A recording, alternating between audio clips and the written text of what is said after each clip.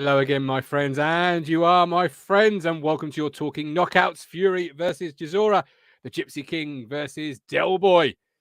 Does anyone really want to see this fight? Well, it's happening, and we're here to talk about it this evening on Talking Knockouts. Don't forget to hit the like button, subscribe if you're an Ipswich Town fan. We are live in about 15-20 minutes with the pre-game show. Looking forward to Fleetwood this evening, obviously live at Putman Road. We'll be doing it here from the comfort of our studio. I'll call it studio. Sounds posher. Sounds nicer. But of course, if you're a Talking Knockout fan, if you're a boxing fan, we'd love to hear from you in the live chat or on catch up. Do leave a comment. So like, subscribe, and let's get cracking into today's show. We are joined as always by he's normally the media mogul. Let's call him the boxing mogul. More contacts than Frank Warren. But I'm sure Frank Warren's got to work in Wi-Fi. It's Matthew Phillips, ladies and gentlemen. How are you, sir? I've paid a lot of money for new Wi-Fi, everybody, and it's not working very well. It's not. We're having teething problems. If you used to watch Talking Town from day one, the very first show, you'll recognise this backdrop. You will. Which everyone used to think was my bed, Martin. Do you remember that? I did. I thought it was either the headrest or a blow-up mattress, which your wife probably makes you sleep on when you've been an idiot. Yeah. But yes, you're quite right. This is actually in our kitchen, and it's part of like a booth thing. You know, you get a booth in a restaurant. It's like, Oh, yeah. Trust you'd have one of those. Yeah. I started the show, Matt, by saying Fury, Chisora, the Gypsy King, Del Boy. Does anyone really want to see this fight? Well, listen, it's the season of goodwill, and it would not surprise me if Fury rocks up on the ring walk, which is going to be at the earlier time of 9:30, everyone, dressed as Father Christmas, because he has given presents to Del Boy. And I know you're a fan of Del Boy, Martin, but yeah, he's given world title fights. I'm not. He's really given him some charity this festive season. Absolutely. I mean, we're looking at a trilogy that's 2-0. It's for all the gold, isn't it? Oh, he's frozen on me, ladies and gentlemen. It is for all the gold, isn't it? It's for Fury's WBC belt, so it's a voluntary defense. Matt. I know. Well, listen, what did we say? I watched, when looking back for this show, I was prepping for this show. I looked back at some of our other Talking Knockouts, our September one, where we were discussing Joyce and Parker. And you said to me, what's the latest with AJ and Fury? And we said, they're going to have to, if they'd got December the 3rd penciled in, that's tomorrow, and they haven't done over the contracts, didn't they? And you might recall I said they were looking at maybe a B option in Manuel Char, who had been someone that Fury had admired, someone who nearly died on the operating table after he was involved in some kind of shooting incident. And Fury had always admired him from coming back for that and said, I'd like to give him a payday. If you go back to some of his old interviews on IFL TV, he says, I'd like to give him a payday. But for whatever reason, that fight never happened. Probably because Frank Warren said, no one in Britain knows who the hell Manuel Char is. And we ain't going to be able to fill a 60,000 seat stadium. Hence, you go to your C option. But you can with Del Boy. Well, it's an all British affair, isn't it? And I think it's kind of needs must, because Fury needs to fight. We know he has mental health issues. He's done very well in controlling that. But if he hasn't got something to look forward to, if he hasn't got a fight on the horizon, sure, things tend to go wrong for him. And hence here we are. Now, with these, I've seen his fight 5 in 2011. So there we go. You're now paying 30 quid for something that was on Channel 5 11 years ago, of which Fury won quite easily and handsomely on points. And then I've actually paid for this fight before, because then the rematch of that went on to Box Nation, which I used to pay a tenner for, which was kind of like Frank Warren's TV station. It was very good. It had good fights, and this fight was part of that package, in which Chisora was stopped on his stall. Decided he didn't want any more after 10 very one-sided rounds. And that was in 2014. And here we are now, 8 years later. He's kind of rebranded himself as well, remember? Back then he was just kind of like Del Boy, but then he teamed up with Hay and became War Chisora. And I think that's probably what you're going to see tomorrow night if you shell out your 30 quid. Because there's no way that people are going to be wanting to watch this and it becomes another spar. We've seen the 22 rounds they've done already. 22 rounds to Tyson Fury. So I think Derek's going to have to bring the war mentality, and I would imagine that's why he's been given this fight. Come and bring it for 3-4 rounds, and then you'll probably end up getting stopped, I would imagine, about the half. Trevor is what I think this fight has been relying on. It's a rip-off, he says, but he will still watch it.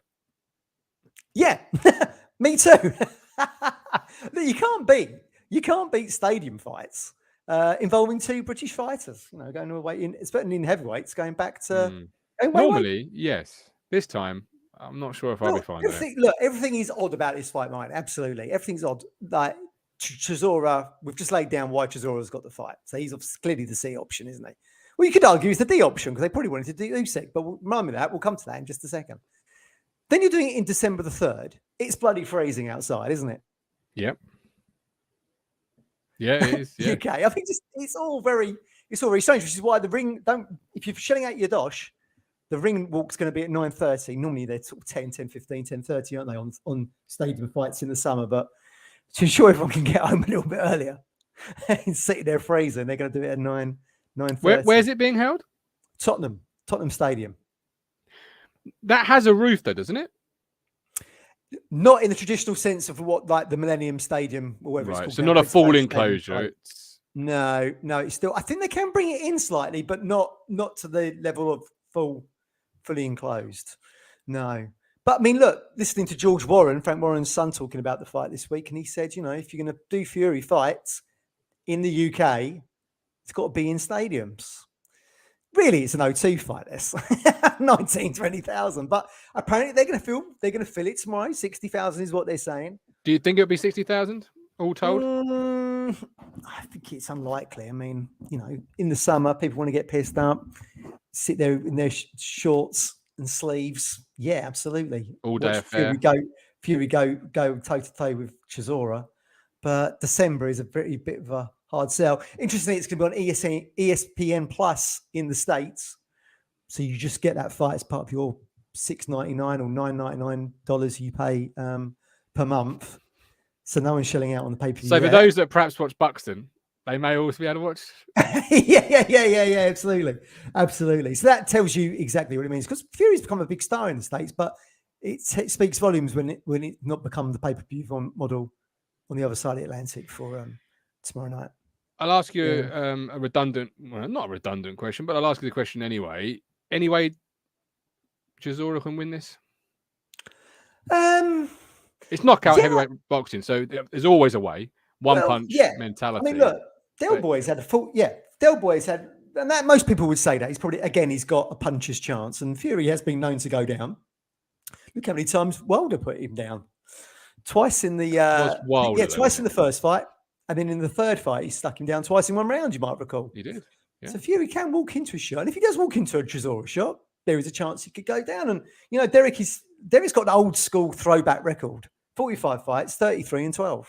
Don't often get many double-digit losses on people competing for the heavyweight. So BBC heavyweight. I mean, so who's who? It's a Hall of Fame who's who. I mean, he's been with Parker twice. He took Usyk just before the Joshua fights to a decision. He's been stopped and done points with Dillian White. Kubrat Pulev, he's been in with Fury twice. David Haye knocked him out. Did 12 rounds with Vitaly Klitschko in Munich, which was for the WBC belt as well, when the Klitschko's held all the belts and Vitaly had the green belt, the WBC. And he did pretty good that evening. I mean, Vitaly, it's like a brick wall. It's like punching a brick wall, Vitaly Klitschko. Yes. Derek never looked like he was in any danger. The most danger Derek was in over that Munich weekend was slapping Vitaly at the weigh-in, spitting water into Vladimir's face. And then, of course, what came in the aftermath of that fight? Him and Haye going at it in the press conference, you might recall. Only for them, in a complete WWE turnaround, for them to team up with each other years later. Double heel turn. Managed him. I'm a big fan of Chisora. Big fan. I think I've often said over the course of the shows I am. Just not in world title fights in 2022 that I've got to pay 30 notes for. Yeah, absolutely. I mean, BT Sport know this. I mean, I think they've coined it "never say never," where you've got like lots of different sporting events where the underdog has won it. And they're right. Buster Douglas looking at Mike Tyson. I think Wimbledon beating Liverpool in the FA Cup final. Yeah. All these things have added up and have called Lennox Lewis got knocked out in a world title fight against Hasim Rahman. Yeah. I mean, this would be. That'd be up there with that for me. Yeah, absolutely. I mean, this might even be, in terms of odds in a 2-horse race, I think this would even be probably longer. Yeah, you're right. Yeah. But so it does happen. Lennox came back and won. Yeah, I mean, Lennox done it twice. He lost to Oliver McCall as well. Come back and beat him. There were only 2 defeats on his record. But yeah, I mean, Derek in reality, when we actually boil it down, is actually about 1-4, I think, in his last 5 fights. Not really the credentials. Channel 5. Yeah, not really the credentials for challenging for the gold. You know what I mean? But what this is at the end of the day is a bridging fight. It's a bridge to either Joshua or Usyk, most likely probably Usyk. And George Warren this week said, it's very easy for Warren and top rank Bob Arum to make the Usyk fight for Fury, because Bob Arum, who's Fury's promoter on the other side of the Atlantic, is promoted for Lomachenko, and Lomachenko is a shared manager in Klimas in Ukraine of Usyk. So it's quite an easy fight to make that. And I think all signposts are to the Middle East in probably the first 3 or 4 months of 2023. I think we called it the cheddar in Jeddah previously, didn't we? Do you remember? We did, yeah. Usyk, we called it. Fury fancies a bit of that. I'm pretty certain it's going to land there. And that'd probably be the Fury's 2 fights of next year, I'd imagine, because you've got to think there's going to be a rematch clause in there, I would have thought. I know you don't like that, do you? That fight is done and dusted. But who knows? Joshua still will be sitting in the sidelines, I would have thought. How close? Before I get to Womble's comment, how close really do you think what that was, Joshua Fury? I think it was probably pretty close. But as we said in that show back in September, it felt to me like everything got lodged in contract-wise a little bit too late. And as we said before, Wilder Fury was made in 48 hours, and Eddie Hearn and Matchroom take longer to make their fights. And if you want to get if you want to secure stadiums, if you want to secure X, Y, and Z, they had to move pretty quickly. And just started to feel like probably the timing wasn't there. Thought if Joshua loses 3 fights on the trot, that's his career finished. Put him back into the sidelines a little bit. I mean, look, we saw Dillian White come back last week in a contentious victory over Jermaine Franklin. I know you thought Jermaine Franklin won that, didn't you, mate? Yeah, a lot of people actually. Yeah, I did. Yeah, a lot of people really did. did. A lot of people I had him up. A lot of people in the States thought that fight was basically put together to create a comeback fight for Joshua again in the first few months of 2023. So I think you'll probably see Dillian versus Joshua potentially in a stadium. I don't know. O2 most likely, I would have thought. But that's the reason that. And look, White didn't look particularly good either, did he? Coming in on the back of the knockout that Fury had over him at Wembley in the summer. But yeah, it feels like, so yeah, it's the fight no one wanted to see, really, if you see what I mean. Because everyone wants to see Joshua. People want to see Fury and Usyk. This is just kind of the bridge to that, unfortunately. But it is what it is. It's happening. But the fact it's not pay-per-view in the States and pay-per-view here speaks volumes, doesn't it? Yeah, it really does. I've just written down, because you said O2 about 800 times. Better together. Or 2. Better Yeah. Now I'm hearing Liam Neeson in my head say it. That is when you know advertising has worked, ladies and gentlemen. Womble, if you listen to Chisora in the press conference, he is planning some Ocean's 11 stuff and will pinch the cards of all attending. Such a weird press conference. All right, I've not seen that today. No, so really well, it doesn't surprise me. Whenever Derek's around the scene, things go off, don't they? Like I said, with the Klitschko's, the slapping of Vitali, the spitting of water at Vladimir in the ring before the fight started, which, you can't condone that. I mean, you go back to when that was, I think probably 2012, something like that, even maybe prior to that. I mean, that'd be huge now, viral moments on social media, but it's still in the early days then. But yeah, I mean, he's flipped tables, the punch up and blood with David Hay. I've actually been in a headlock from Derek Chisora, believe it or not. Frotch versus Groves too. He wanted to get into the press conference. So as we were all going in there as part of the Wembley setup, he grabbed me around the neck like this and said, "I'm with this guy." But I tell you, my life was flashing before my eyes. I bet it was. I said, "Yeah." I said, "He's with me. Don't worry." If I cut across you at any point, it's because you keep coming in and out of my signal. Oh, okay. Can you hear me all right now? I can, but you keep coming in and out. So if I cut across you, that's the reason why. Yeah, no worries. The new internet, everybody. I paid an arm and a leg for this. More than bloody Chisora. Well, it might be mine. They might be sitting at home thinking, Why does he keep cutting across him? It might be my internet. I don't know. So I thought I'd say it out loud so you know it, and the people at home, if they are getting a perfect signal, do get it, know it as well. I'll take more than this, and everyone's shutting out for tomorrow night. But yeah, the first person we saw as we went through the press conference room was David Hay, and they high-fived each other and had a good old chat. So there you go. Maybe it's all a stage, mate. It's all a stage. And they became friends, didn't they? You know what I mean? Right. But, tell me quickly, because we have to round up the show to go to the Ipswich Town stuff. yes. How you think it's going to go? Who your winner's going to be? And we'll bish bash bosh. Oh yeah, I mean, listen, Fury all day. Puncher's chance for Chisora, but yeah, Fury all day.